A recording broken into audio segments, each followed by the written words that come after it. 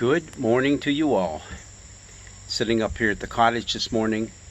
Another really beautiful morning, although it's kind of muggy yet. And there's a heaviness to the air. From what I understand, could have a few thunderstorms rolling through. The good news is humidity is going to drop. Yes, okay. Well, having given the weather forecast, let's move on to international news. In the news, the people of Israel have been allowed to return home from Babylon. Yay! All right. Oh, this is old news. This is way back centuries before Jesus was born.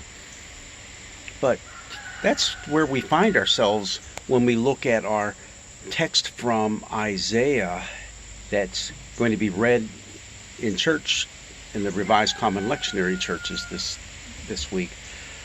I want to say just a quick word about the Revised Common Lectionary. I make a lot of reference to that.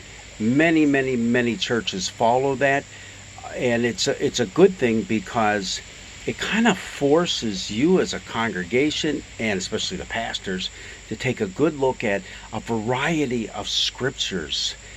In a 3-year cycle, you get just about the entire essence of what is going on in Scripture. Just little snippets of it, but hopefully you cover a lot of ground. So it keeps the pastor honest. He just doesn't have, or she doesn't have a one single little pet peeve that they want to keep harping on and beating you down with every week. If anything, the Revised Common Lectionary does that. Sorry. Keeps talking about God's love and forgiveness and grace and salvation and things like that. So live with it. Anyhow, we're back in Isaiah, and the people have been freed. They're allowed to come back home. And what a mess. They get back, and now these are people who were born in captivity, born in Babylon, Iraq. For those wondering where that is today, it's Iraq. And they're told, hey, you can go back home. Well, we are home. No, you're not. Your home is back there. Remember what Mom and Dad and Grandma and Grandpa talked about? That is home. Okay, so off you go. And you get back, and it's just a mess. Jerusalem is just in tatters. The temples had been torn down. Why did we ever bother doing this? But there you have the prophets of God cheering the people on. Come on, you can do it. This is your home. This is what was promised to you. Come home. Be my faithful people. So the people did just that. But it's interesting. There's some varying messages that came from the different prophets. When you get into prophets such as Ezra and Nehemiah, who are in our Bible, you hear this, you really got to toe the company line, meaning you've got to have very, very ultra strict adherence to the law.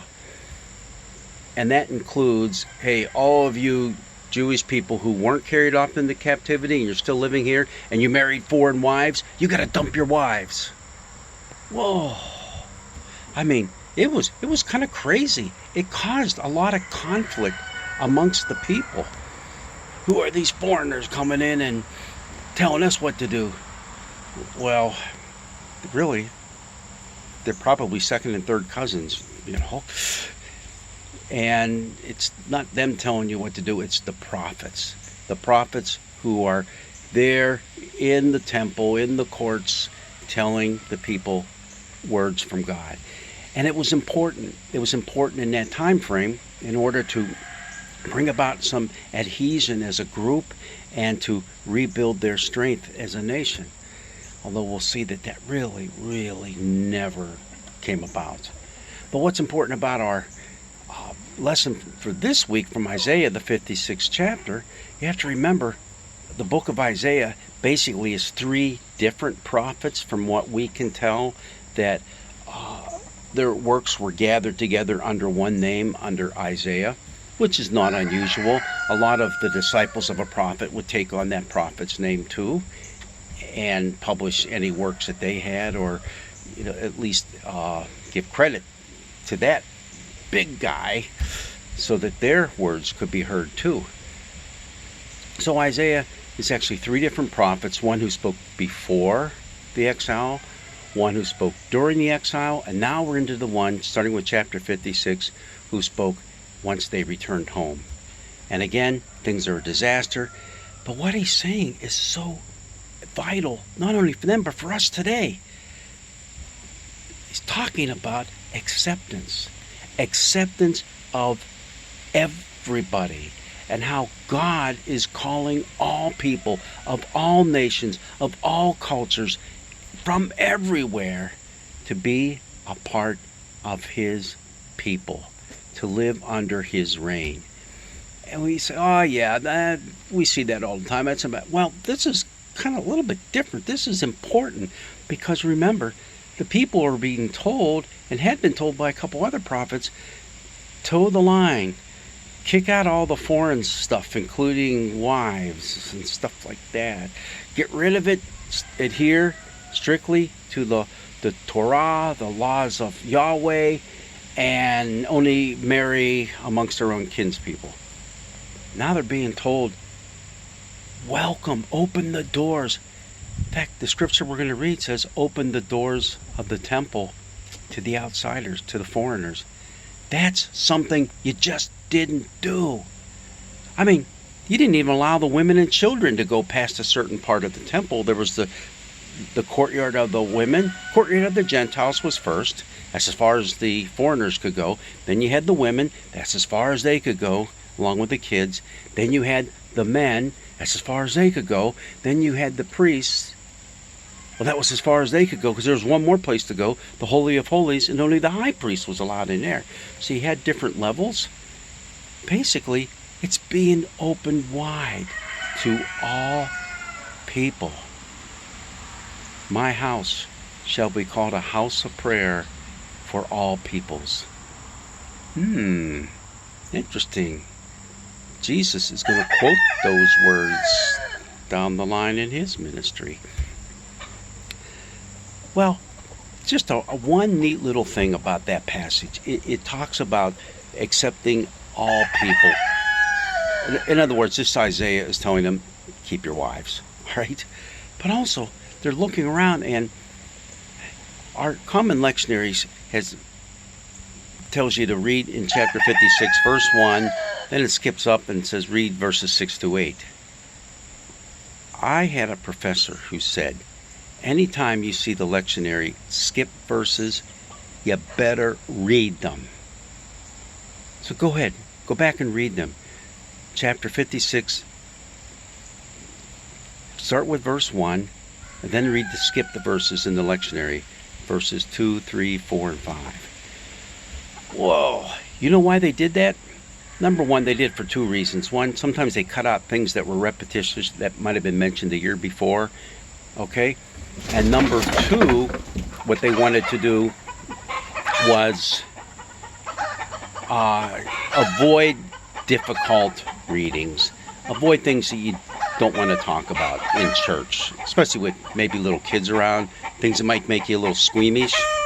Well, there's a little squeamish thing in here, and since we're not in church, we're going to talk about it right now. What it said was, welcome the eunuchs back into the temple. Welcome the eunuchs. See, they were banned. Eunuchs, you know, those men who had their guy parts cut off, their testicles removed. Whoa, who wants to talk about that? Man, that hurts. And that's kind of gory and ugh. Well, there was a reason that many of the cultures did that. When they had a high trusted male in the courtyard of the king, if that king happened to be a rather jealous person, didn't want you messing around with his wife or wives, well, out came the knife. Ouch. The only problem with that is, for the Jew, this meant that was it. You had no more descendants. Your name was now being cut off forever. Isaiah is saying, let them in.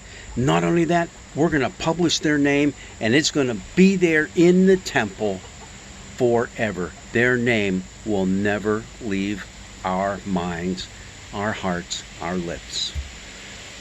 That's how much God cared for them. That's how much God cares for the foreigners. That's how much God cares for all outsiders, the people that we put on the outside. When you really start digging into some of these scripture passages, and just in a cursory reading, you just kind of zip right over them, you miss out on the power and the love and the grace that is found there. People who had literally been kicked out of the temple, welcomed back in to the house of God. Something to think about all this week, not only as it happened back then, but what we do as God's people in our houses of worship now. Blessings be with you. The sun is shining in my face, and I love it. Have an awesome day.